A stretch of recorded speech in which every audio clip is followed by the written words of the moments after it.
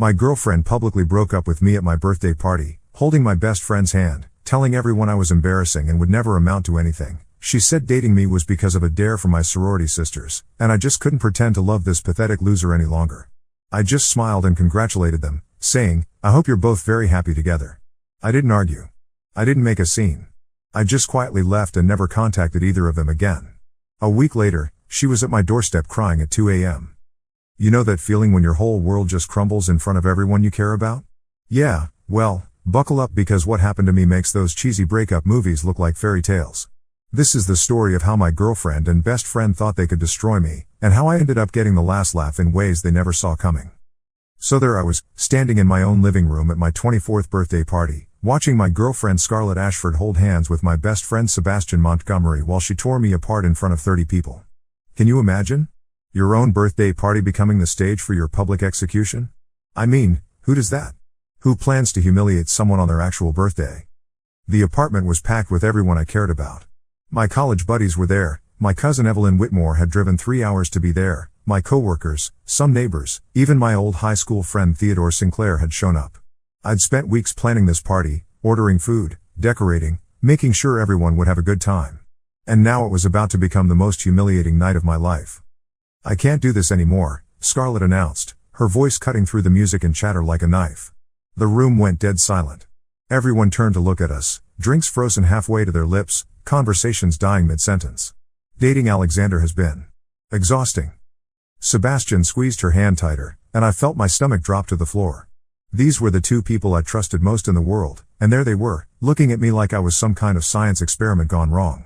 Sebastian had been my roommate for 2 years, my best friend since freshman year of college. We'd shared everything, our dreams, our fears, our secrets. And Scarlett? I'd been planning to propose to her next month. I had the ring hidden in my sock drawer. "Scarlett, what are you talking about?" I managed to say, my voice barely above a whisper. My hands were shaking, and I could feel everyone's eyes on me. She laughed. Actually laughed. Not a nervous laugh, not an uncomfortable laugh, but a cold, cruel laugh that I'd never heard from her before. "Oh, Alexander. Sweet, naive Alexander. You really thought someone like me could actually fall for someone like you?" The room was so quiet you could hear a pin drop. My cousin Evelyn looked horrified, covering her mouth with her hands. My college buddies were staring at the floor, clearly uncomfortable but unable to look away from the train wreck happening in front of them. Theodore was standing by the kitchen door, his face pale with shock. "You're embarrassing," Scarlett continued, her words hitting me like physical blows. "You're never going to amount to anything. You sit around reading books and talking about your big dreams but you never actually do anything about them. You're content to live in mediocrity forever." Sebastian finally spoke up, and hearing his voice made everything 10 times worse. "Dude, I'm sorry, but we couldn't keep lying to you. You deserve to know the truth." "Lying?" I repeated, my voice cracking. "What do you mean lying?" Scarlett's eyes lit up with what I can only describe as cruel satisfaction. "Dating you was a dare from my sorority sisters. They bet me I couldn't pretend to love this pathetic loser for 6 months. I made it 8 months. I deserve some kind of award for that performance." The room erupted in shocked murmurs. Someone gasped loudly. I heard my friend Theodore whisper that seriously messed up to someone next to him. My coworker Hazel Caldwell was shaking her head in disbelief. 8 months of pretending to care about your boring stories, your unsuccessful attempts at humor, your complete lack of ambition. Do you know how hard it was to act interested when you talked about that stupid app idea of yours? Nobody wants your app, Alexander. Nobody cares about your ideas. Each word felt like a dagger to my chest. I'd shared my dreams with her, my hopes for the future, my fears about not being good enough. And she'd been laughing at me the whole time. "And Sebastian?" I managed to ask, looking at my best friend. "Sebastian actually cares about me," Scarlett said, moving closer to him. "He's ambitious. He's going places. He's not content to just dream about success, he actually works for it." Sebastian nodded, avoiding my eyes. "I didn't want it to happen this way, man. But Scarlett and we just connect on a level that you two never did. But here's the thing, and this is where it gets interesting, I didn't break down. I didn't scream or cry or throw them out. I didn't beg or plead or ask them to reconsider. Want to know what I did instead? I smiled. Not a fake smile, not a forced smile, but a genuine, calm smile. "Well," I said, my voice surprisingly steady, "I hope you're both very happy together." The room went even quieter, if that was possible. Everyone was staring at me like I'd lost my mind. Scarlett's confident expression faltered slightly. I walked over to them, and I swear I could feel everyone holding their breath. I extended my hand to Sebastian. "Congratulations, man. You got the girl." Sebastian looked confused, like he was expecting me to punch him or something. He hesitantly shook my hand, his palm sweaty against mine. Then I turned to Scarlett. "And thank you for being honest. I really do hope you find happiness together." She was staring at me like I'd grown a second head. That's it? You're not going to fight for me? You're not going to argue?" "Fight for you?" I repeated, tilting my head slightly. Why would I fight for someone who just told me that being with me was a punishment she endured for a bet? Her mouth opened and closed like a fish. "That's it," I confirmed. "I'm not going to make a scene at my own birthday party. Everyone came here to have a good time, not to watch relationship drama." I grabbed my jacket from the back of a chair and headed for the door. "You all stay and enjoy the party. There's plenty of food and drinks. The music playlist is already set up, and there's cake in the fridge. I'm just going to step out for some air." "Alexander, wait," Evelyn started to say. "No, it's fine," I said, turning back to address the room. "Really? Don't let this ruin the party. I'll be back later." And that's exactly what I did. I walked out of my own birthday party, got in my car, and drove to the 24-hour diner across town.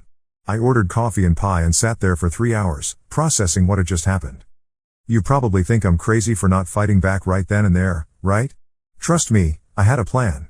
Sometimes the best revenge is patience, and sometimes the best way to win is to let your enemies think they've already won. The next morning, I woke up in my apartment alone. Sebastian had apparently not come home, probably went back to Scarlett's place. Good. I didn't want to see him anyway. I made coffee, ate breakfast, and started doing something I'd been putting off for months. I got serious about my app idea. See, Scarlett wasn't entirely wrong about me dreaming instead of doing. I'd been talking about this app for months, sketching out ideas, making notes, but never actually taking the steps to make it happen. Her words stung because there was a grain of truth in them. But here's what she didn't understand: sometimes people need the right motivation to stop dreaming and start doing. And humiliation? That's pretty good motivation.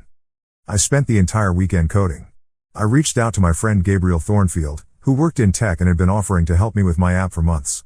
I started researching investors, looking into patent applications, actually taking concrete steps toward making my dream a reality. By Monday, I had a working prototype.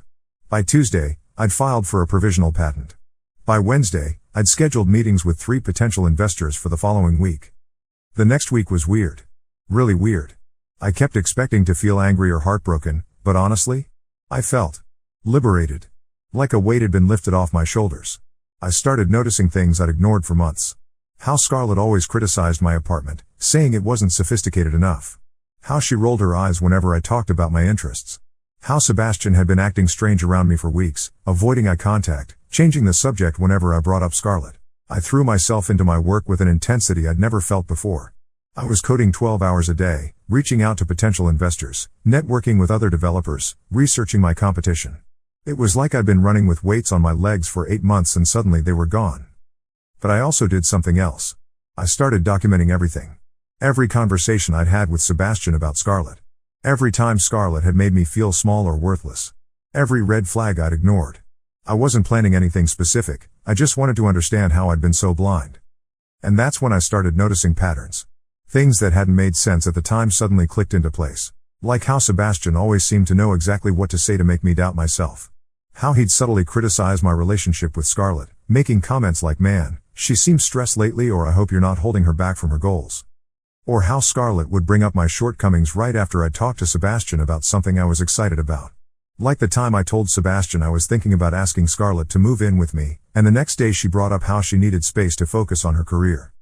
The more I thought about it, the more I realized that Sebastian had been playing us against each other for months. Maybe longer. So I decided to do some investigating. I started with Sebastian's social media. We were still friends on everything. He probably figured I was too devastated to pay attention to his posts.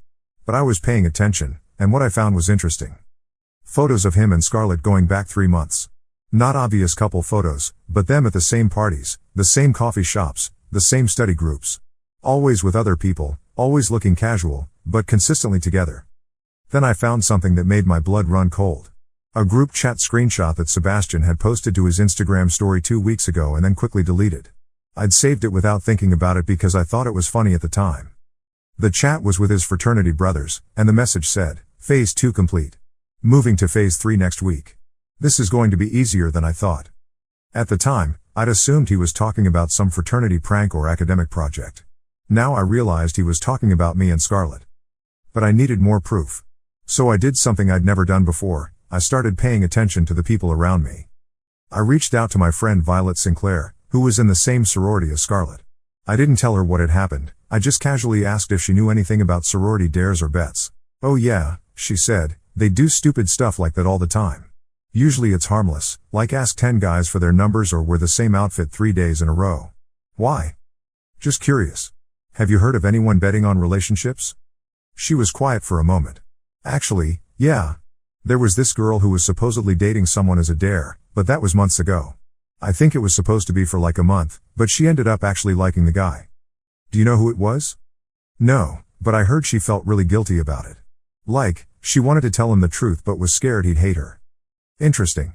So maybe Scarlett had been telling the truth about the dare, but lying about her feelings?" I decided to dig deeper. I reached out to more people, always casually, always without revealing what I was really looking for. That's when I talked to Penelope Blackwood, who had dated Sebastian briefly last year. "Sebastian Montgomery?" she said when I asked about him. "Yeah, we went out for like 2 months. Why?" "Just wondering what he was like as a boyfriend." She laughed, but it wasn't a happy laugh. "Controlling. Manipulative. He had this way of making me feel like I was lucky to be with him while simultaneously making me feel like I wasn't good enough." "What do you mean?" "He'd do this thing where he'd build me up in front of other people, but then privately he'd tear me down. He'd tell me I was beautiful and smart and amazing, but then he'd make comments about how I could be better. How I could dress differently, act differently, be more interesting." This sounded familiar. Really familiar. And he was always asking about my friends, my ex-boyfriends, my family. Like he was collecting information about me. Did he ever talk about his other relationships? Not directly, but he'd make these weird comments about how he could read people and how he was good at understanding what people needed. He said he had a gift for helping people realize their potential. "How did you guys break up?" "That's the weird part. He just disappeared. One day we were making plans for the weekend, and the next day he stopped responding to my texts. I found out later that he'd been telling people we were never really serious, that I was too clingy. I was starting to see a pattern here. Sebastian didn't just steal girlfriends, he destroyed people's self-esteem and then disappeared, leaving them to pick up the pieces. But I still needed more information. So I did something that felt a little stalky but was technically legal. I started watching Sebastian's routine. I knew his schedule pretty well since we'd been roommates for 2 years.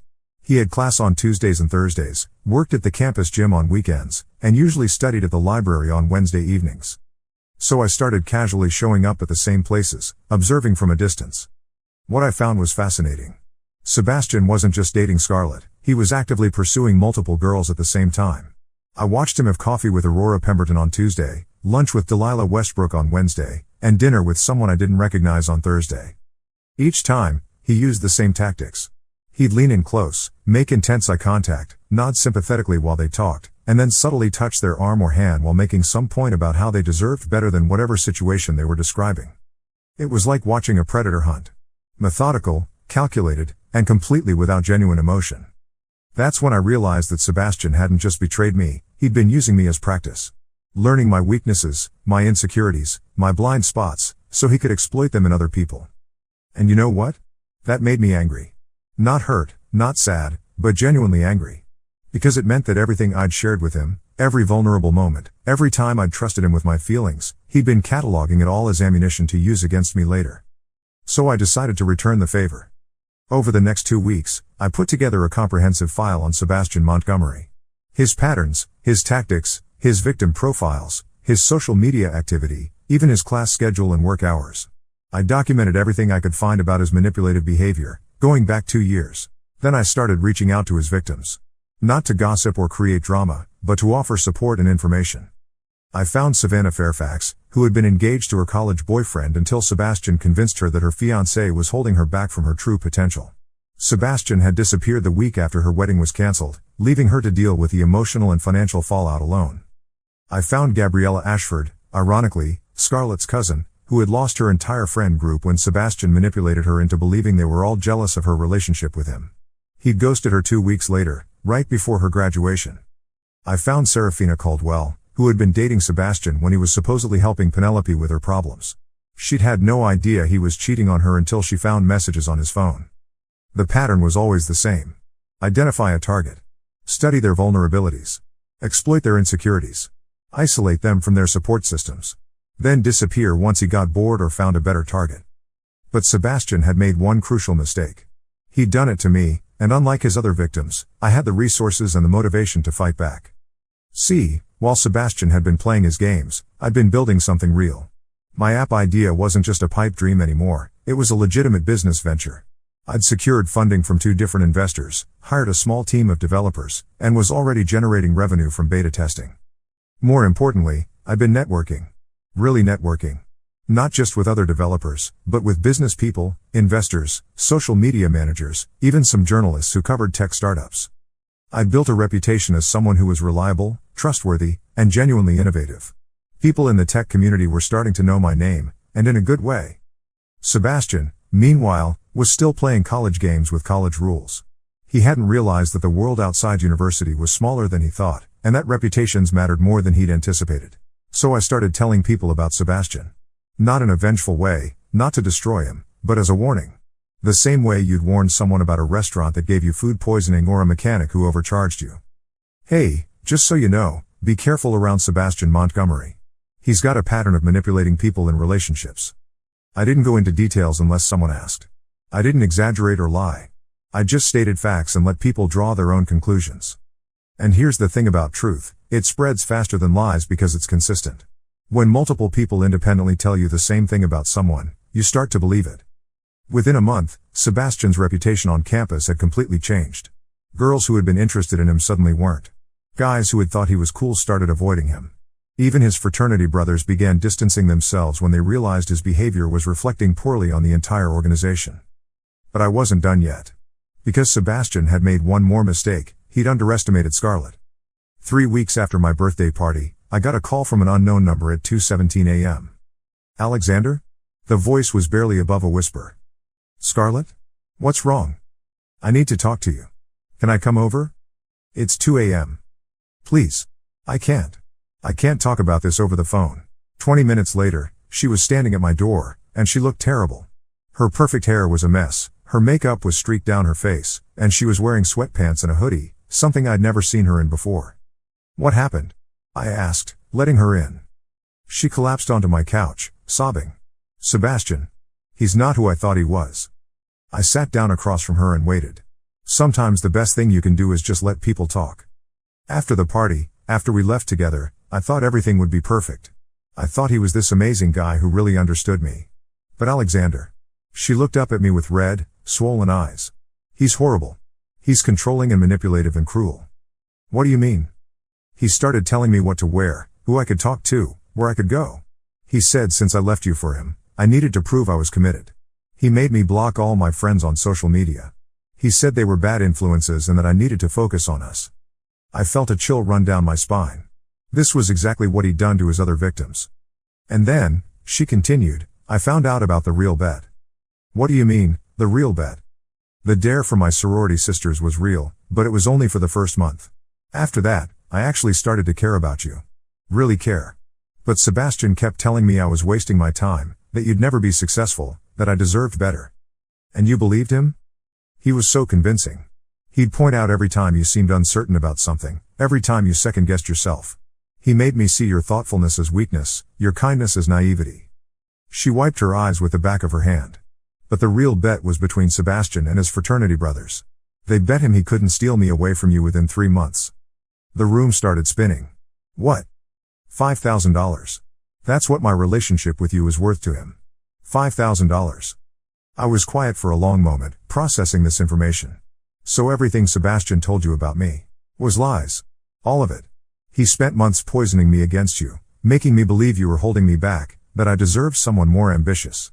He made me feel like I was settling for less by being with you. And the humiliation at the party?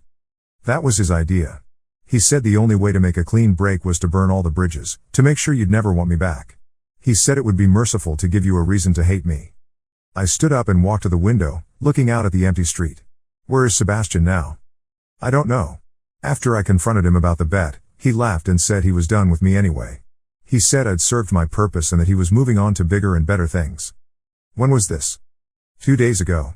I've been sitting in my apartment since then, realizing how completely I'd been manipulated. How I'd let him destroy the best thing that ever happened to me. She stood up and walked over to me. Alexander, I know I don't deserve your forgiveness. I know I humiliated you in front of everyone you cared about. But I needed you to know that everything I said that night was a lie. Was it, though? What do you mean? I mean, did Sebastian put words in your mouth, or did he just give you permission to say what you were already thinking? She was quiet for a long moment. That's what I've been trying to figure out. And honestly, I think it was both. I was frustrated with some things about our relationship, but I never would have expressed it that way. Sebastian took those small frustrations and twisted them into something cruel. What kind of frustrations? I wanted you to be more ambitious, more confident. I wanted you to take risks and chase your dreams instead of just talking about them. But Sebastian made me believe that meant you were a failure, when really it just meant you were being cautious. I turned to look at her. And now? Now I see that you were being smart. You were planning and preparing instead of just rushing into things. And look what happened, as soon as you decided to really go for it, your app took off. How do you know about my app? Everyone's talking about it. You got funded, you hired a team, you're actually doing it. Everything I said you'd never accomplish, you've accomplished in 3 weeks. She moved closer to me. I was wrong about everything. You're not unambitious, you're strategic. You're not weak, you're kind. You're not boring, you're thoughtful. Scarlett. I know you probably hate me. I know I destroyed any chance we had. But I needed you to know that I'm sorry. I'm sorry for believing Sebastian's lies. I'm sorry for hurting you. I'm sorry for throwing away what we had. Here's where I need to ask you something. Have you ever had someone apologize to you for something so devastating that you weren't sure forgiveness was even possible? Because that's what I was dealing with. The person who had humiliated me in front of 30 people was standing in my living room, crying, asking for forgiveness. Why should I believe you? I asked. Because I have nothing left to lose. Sebastian dumped me, my sorority sisters think I'm a horrible person for what I did to you, and I've spent the last 2 days realizing that I destroyed my life for someone who was just using me. That's not a reason to believe you. That's just a reason to feel sorry for you. She nodded. You're right. The only thing I can tell you is that I'm going to spend the rest of my life trying to make up for what I did. Not to you, necessarily, but to myself. I need to figure out how I became someone who could be so cruel to someone who loved me. I walked back to the couch and sat down. Scarlett, I appreciate you coming here and telling me the truth. I really do. But I can't just forget what happened. I know. I don't expect you to. I needed you to know that I'm sorry. And that what I said at the party wasn't true. You're not embarrassing. You're not pathetic. You're not a loser. You're a good person who deserved better than what I gave you. We sat in silence for a few minutes. Then she asked, is there any chance you could forgive me someday? Not take me back, just forgive me? I looked at her, really looked at her. The girl who had stood in my living room 3 weeks ago and told 30 people that dating me was a humiliating dare. The girl who had held my best friend's hand while she destroyed me in front of everyone I cared about. But I also saw the girl who had spent hours helping me study for my finals. The girl who had surprised me with my favorite coffee every morning for 2 months. The girl who had listened to me talk about my app idea dozens of times, even when she was apparently bored by it. I don't know, I said honestly. I need time to process all of this. She nodded. I understand. I'll give you all the time you need. Scarlett, I can't ask you to wait for me. And I can't promise that I'll ever be able to trust you again. I know. But I have to try. Because losing you made me realize what I actually lost. After she left, I sat in my apartment for hours, staring at the ceiling. Part of me wanted to take her back. Part of me missed her. But a bigger part of me knew that some things can't be undone. The next morning, I made a decision. I wasn't going to take Scarlett back, at least not right away. But I wasn't going to let Sebastian get away with what he'd done either. I spent the next week putting together a comprehensive presentation about Sebastian's pattern of manipulation. Not just his relationship with Scarlett and me, but all of his victims. I documented everything, the timeline, the tactics, the emotional and financial damage he'd caused. Then I did something that Sebastian would never have expected. I turned it into a business opportunity. See, while I'd been investigating Sebastian, I'd realized that there was a real need for a platform where people could share information about manipulative behavior in relationships. Not to publicly shame anyone, but to protect potential victims from known predators. I pitched the idea to my investors as a social safety feature for my existing app. A way for people to discreetly warn their friends about people who had patterns of harmful behavior. They loved it. Within 2 weeks, I had additional funding to develop what we call the Integrity Network, a private, Verified system where people could share experiences and warn others about manipulative dating behavior. Sebastian found out about it when he tried to ask me about it 3 weeks later. I was working at my usual coffee shop when he slid into the booth across from me. "Alex, man, I heard you've been telling people stuff about me," he said, trying to sound casual. I looked up from my laptop. "Have I? I don't recall mentioning you to anyone specifically." "Come on, dude. Suddenly everyone's treating me like I have the plague. Girls won't talk to me. Guys are avoiding me. Even my frat brothers are acting weird around me." "That's interesting. What do you think might be causing that?" His mask slipped for just a moment, and I saw a flash of the real Sebastian. The calculating, manipulative predator who had destroyed multiple people's lives for his own entertainment. "You think you're so smart, don't you?" he said, leaning forward. "You think you won something?" "I don't think I won anything, Sebastian. I think people just started seeing you for who you really are." "And who am I?" "You're someone who gets off on manipulating people. You're someone who destroys relationships for sport. You're someone who treats other people's emotions like a game." His face darkened. "You have no idea what you're talking about." "Don't I? Let's see. Penelope Blackwood, 2 years ago. You dated her for 2 months, made her completely dependent on you emotionally, then disappeared without explanation. Savannah Fairfax, last year. You convinced her to break up with her fiancé, then ghosted her right after she cancelled her wedding. Gabriella Ashford, 6 months ago. You isolated her from all her friends, then dumped her via text message." He was staring at me with undisguised hatred now. "Should I continue? Because I have documentation going back 3 years, Sebastian. Pictures, screenshots, witness statements. You've been playing this game for a long time. You can't prove anything." "I don't need to prove anything. I just need to warn people. The same way you'd warn someone about a restaurant that gave you food poisoning." He stood up abruptly. "This isn't over. Actually, it is over. It's been over since the moment you decided to use my friendship as a weapon against me. The only difference is that now other people know what you're capable of." He stormed out, and I went back to my work. But I knew he'd be back. Guys like Sebastian don't just give up when their first plan fails. I was right. 2 days later, I got a call from campus security. "Mr. Blackwood? This is Officer Martinez from University Security. We need to talk to you about Sebastian Montgomery." My blood ran cold. "What about him?" "He's been reported for stalking and harassment. Multiple female students have filed complaints, and your name came up as someone who might have relevant information." I met with Officer Martinez that afternoon and shared everything I had documented about Sebastian's pattern of behavior. Turns out, after our confrontation at the coffee shop, Sebastian had completely lost it. He'd started harassing his former victims, trying to intimidate them into not talking about their experiences with him. He'd created fake social media accounts to stalk girls who had rejected him. He'd even broken into Scarlett's apartment and trashed it, though she hadn't reported it because she was scared. The thing is, Officer Martinez explained, individually, these incidents might not seem like much. But when you look at the pattern, it's clear we're dealing with someone who's escalating. What can I do to help? We'd like you to provide a formal statement about your experiences with Mr. Montgomery. And we'd like to see the documentation you mentioned. I provided everything I had.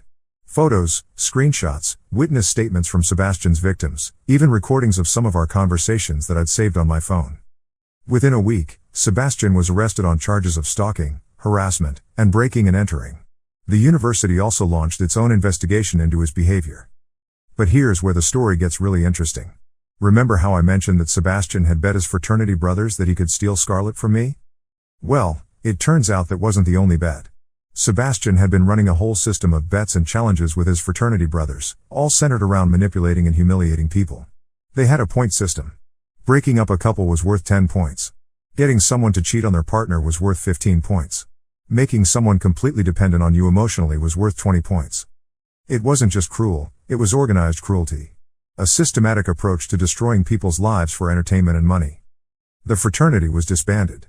Several members faced disciplinary action from the university. And Sebastian? Sebastian was expelled and banned from campus. But the story doesn't end there. Because while all this was happening, something unexpected was developing between Scarlett and me. Not romance, that was still off the table. But something deeper. A kind of understanding that comes from going through hell together and coming out the other side. Scarlett had been getting therapy, trying to understand how she'd been manipulated so easily. She'd also been working with the other victims, helping them process their experiences and providing emotional support. "I keep thinking about what you said," she told me one evening as we sat in the park near campus. About how Sebastian used our small relationship frustrations as weapons against us. What about it? I think that's how manipulation works. It takes real feelings and real concerns and twists them into something destructive. I really did want you to be more confident and ambitious. But Sebastian made me believe that meant you were a failure instead of just cautious. And now? Now I see that you were being smart. You were planning and preparing instead of just rushing into things. And when you were ready to take the leap, you succeeded spectacularly. She was right. My app had been acquired by a major tech company for more money than I'd ever dreamed of. I'd been offered a position as head of product development, with a team of 20 people working under me. I keep wondering, she continued, if I hadn't been manipulated, would I have been able to appreciate what we had? What do you think? I think I was young and stupid and focused on the wrong things. I thought success meant making big, dramatic moves. I didn't understand that real success comes from consistent, thoughtful action over time. We sat in comfortable silence for a while, watching students walk by on their way to class. Alexander, she said finally, I know I have no right to ask this, but do you think there's any chance we could try again someday? Not now, but someday, when we've both grown and healed. I considered her question carefully.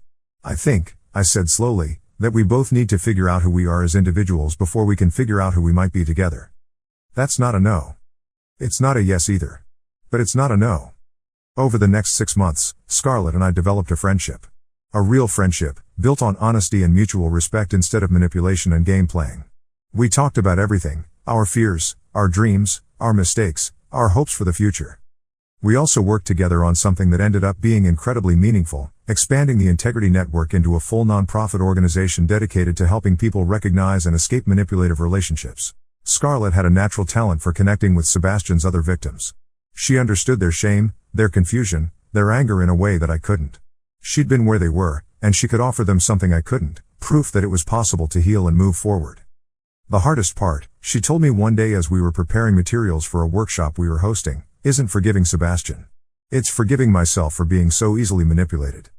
What's helped you with that? Understanding that manipulation works because it exploits our best qualities, not our worst ones. Sebastian didn't succeed because I was weak or stupid.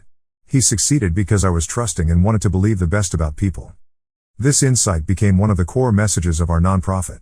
We called it Strength Through Understanding, the idea that recognizing manipulation isn't about becoming cynical or paranoid, but about understanding how your positive qualities can be exploited so you can protect them better. Within a year, we were running workshops on 3 different college campuses. We'd helped dozens of people recognize manipulative patterns in their relationships. We'd even gotten some media attention, local news stations, a few magazine articles, even a podcast interview about the intersection of technology and relationship safety. And somewhere in all of that work, something shifted between Scarlett and me. It wasn't dramatic or sudden. There wasn't a big romantic gesture or a moment of realization. It was more like watching the sun rise, so gradual that you don't notice it happening until suddenly everything is bright. We were working late one evening, putting together a presentation for a conference we'd been invited to speak at. It was almost midnight, and we were both exhausted, but we were on a deadline. Hand me that stack of papers, I said, not looking up from my laptop. Which stack? The one with the... Never mind, I'll get it. I reached across the table at the same time she did, and our hands brushed. Nothing dramatic, just a simple touch. But instead of pulling away immediately, we both paused. Alexander, she said softly. Yeah? Do you ever think about what would have happened if Sebastian had never interfered with us? I looked up at her. Sometimes. Do you? All the time. But then I wonder if we would have appreciated what we had. If we would have grown as much as we have. What do you mean? I mean, I'm not the same person I was 2 years ago. I'm stronger, more self-aware, less concerned with what other people think. And you're not the same person either. You're more confident, more decisive, more willing to take risks. She was right. The person I was now wouldn't have hesitated to pursue my app idea. The person I was now wouldn't have let someone else's opinions dictate my self-worth. Maybe Sebastian did us a favor, she continued. Not intentionally, but maybe going through that hell made us better people. That's a pretty generous way to look at it. I've been thinking about it a lot lately. All the pain, all the humiliation, all the self-doubt, it forced us to examine ourselves in a way we might never have done otherwise. I saved my work and closed the laptop. So what are you saying? I'm saying that I love who you are now. Not who you were, not who you might have been, but who you are right now. And I'm wondering if you might feel the same way about me. Here's another question for you. Have you ever been in a situation where you knew exactly what you wanted to say, but also knew that saying it would change everything forever? Scarlett, I said carefully, I need you to know that if we do this, if we try again, it can't be about fixing what Sebastian broke. It has to be about building something new. I know. And it can't be about guilt or regret or trying to make up for the past. It has to be about wanting a future together. I know that too. And we have to promise each other complete honesty. No games, no manipulation, no trying to be what we think the other person wants. She smiled, the first genuine, unreserved smile I'd seen from her in 2 years. I promise. Do you? I promise. And that's how Scarlett and I started dating again. Not because we were trying to recapture something we'd lost, but because we were excited about something we could build together. It was different the second time around. Better in every way. We communicated more openly, trusted more carefully, and appreciated each other more deeply. We'd both learned the difference between love and obsession, between support and control, between partnership and possession. 6 months later, I proposed to her. Not with the ring I'd hidden in my sock drawer 2 years earlier, I'd returned that one, but with a new ring that represented who we were now, not who we'd been before. She said yes. We got married a year later in a small ceremony with just our closest friends and family. My cousin Evelyn was there, and my friend Theodore, and Gabriel Thornfield, who had become not just a business partner but one of my best friends. Sebastian wasn't there, obviously. He was serving time in county jail for the stalking charges, and would be facing additional charges related to the organized manipulation scheme his fraternity had been running. But you know what? We didn't spend a single moment of our wedding day thinking about him. He'd become irrelevant to our lives, a cautionary tale we sometimes shared in our workshops, but not someone who had any power over our happiness. During my wedding speech, I said something that I still believe today: the best revenge isn't making your enemies suffer. It's making them irrelevant. And that's exactly what had happened. Sebastian had tried to destroy my life, my relationship, my self-confidence, my future. Instead, he'd accidentally pushed me toward the best year of my life. He'd forced me to develop skills I didn't know I had. He'd made me realize how strong I actually was. Most importantly, his manipulation had brought Scarlett and me closer together than we'd ever been before. We'd been through the worst possible betrayal and come out stronger on the other side. 3 years later, Scarlett and I are running a successful nonprofit organization that has helped hundreds of people recognize and escape manipulative relationships. We have offices in 5 different cities, a staff of 12 people, and partnerships with universities across the country. My original app was sold to a major tech company for 8 figures. I'm now the CTO of my own startup, working on technologies that help people build healthier, more honest relationships. We have a beautiful daughter named Aurora, and another baby on the way. Our house is full of laughter and love and the kind of deep contentment that comes from knowing you're exactly where you're supposed to be. Sebastian got out of jail 18 months ago. I heard through mutual acquaintances that he tried to rebuild his life, but the patterns were too ingrained. He'd learned to manipulate people so thoroughly that he couldn't relate to them honestly anymore. He's been arrested twice since his release, once for harassment, once for fraud.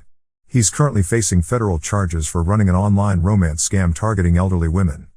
The last time I saw him was about 6 months ago. I was having lunch with a potential investor downtown when I spotted him working as a cashier at a fast food restaurant across the street. He looked older, tired, defeated. When he saw me through the window, he quickly looked away. I didn't feel angry or vindicated. I felt nothing. He'd become completely irrelevant to my life. But here's the thing that really drives home how completely Sebastian lost. He'd spent so much energy trying to destroy other people that he'd never actually built anything for himself. While I was building a business, a marriage, a family, and a meaningful career, he was still playing the same petty games he'd been playing in college. He'd gotten so good at tearing things down that he'd forgotten how to build things up. And in the end, that's what destroyed him. Do you want to know what real power looks like? It's not the ability to hurt people. It's the ability to create something beautiful from the ashes of what someone tried to destroy. Sebastian thought he was taking everything away from me when he manipulated Scarlett into that public humiliation. What he actually did was hand me the motivation I needed to become the person I was always capable of being. He thought he was winning when he collected his $5,000 from his fraternity brothers. What he actually did was expose himself as the kind of person who puts a price tag on human emotions. He thought he was proving his superiority when he made me look weak and pathetic in front of 30 people. What he actually did was show everyone exactly what kind of person he was.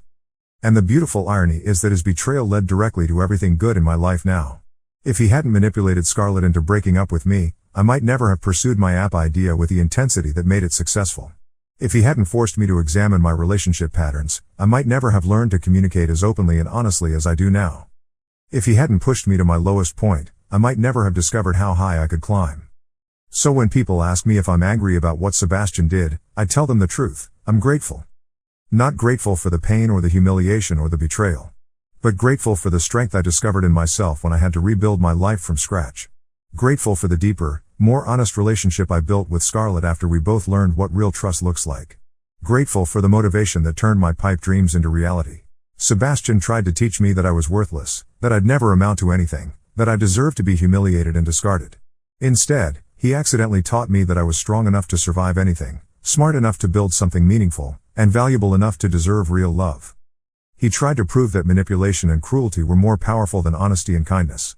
Instead, he proved that people who build their lives on tearing others down eventually run out of things to destroy and find themselves with nothing left.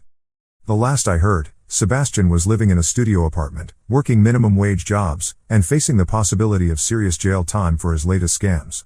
He has no close relationships, no meaningful accomplishments, no legacy beyond the trail of broken hearts and damaged lives he left behind.